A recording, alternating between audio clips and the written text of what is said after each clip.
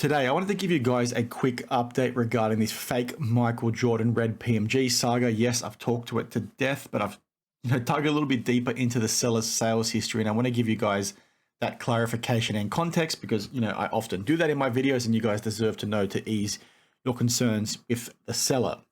Now, you would have seen in the last few videos, I referenced the guy's feedback, in particular his selling history, where there was a number of cards in there that were labeled as test and promo, reprint, all that kind of stuff that looked a little bit suspicious, right? And because they were from, many, many years earlier, we couldn't actually see what the selling history looked like, what the actual listing looked like. So we were sort of scratching our heads a little bit. I've since used tools like Terapeak to dig a little bit deeper, like I alluded to.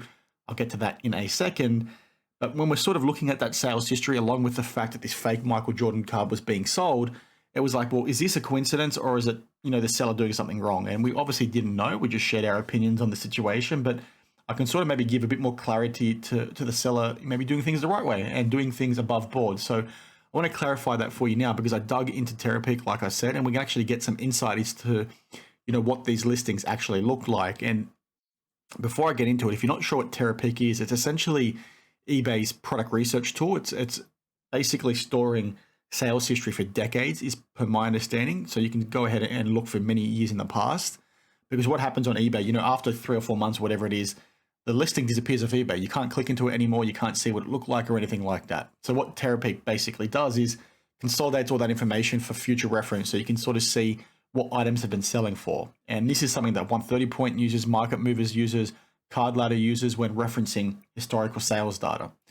I think you need a selling account to access this. I might be wrong, but basically you can just type in Terapeak product research into Google and it'll take you to it. And essentially what I did was I took those listings from the seller's feedback and typed them into here. As you can see up here, I'm looking at the last 3 years. I'm applying it to all sites, not just ebay.com or .au. If you click into this, you can sort of see all the eBay websites. And we can actually see images for what this person was selling. Now, what we saw in their feedback was the fact that they were selling, rare test / promo PMG refractors, which looked very suspicious, like I alluded to earlier and like I alluded to in my videos. I didn't say this was definitive proof, but what I did say was, well, we're seeing this alongside a fake PMG. Like what sort of gives? I'm raising a few eyebrows. This looks suspicious and suspect, like I said. But clearly, you can sort of see that this is not a PMG card and clearly not a fake card. It looks like it's a, artwork or something along those lines. And it's a battery-powered glass card, I guess you'd call it, that sort of illuminates Michael Jordan. And this is sort of the benefit with Terapeak because you can actually click on the images, which is what you lose when you're looking at someone's feedback. You can't see what they were actually selling. So this context is obviously very, very important because it's clearly not a fake PMG card. Now, obviously, there's still concerns about the whole process with the red PMG story and, what the seller did and didn't disclose or anything like that. But in this particular case, I think we can ignore these cards from the conversation because they clearly do not look like PMGs. They're clearly not fake PMGs that this seller was trying to sell. Now, the seller also had, things like sample cards listed. So technically these could be reprints. These are the listings in question based on, again, searching from the feedback title, the listing title within his feedback, I should say. So is this fuel to the fire? Potentially, maybe not. But it's just something that I thought was super interesting. I think, like I said, we saw this in the sales history and it just raised a heck of a lot of questions. But I think we can, scratch that off the list. I think it's still fair to raise questions of the seller, in particular with the fact that this card was listed on DC Sports. It was taken down by DC Sports. DC Sports confirmed to me they communicated to the seller they weren't happy with it.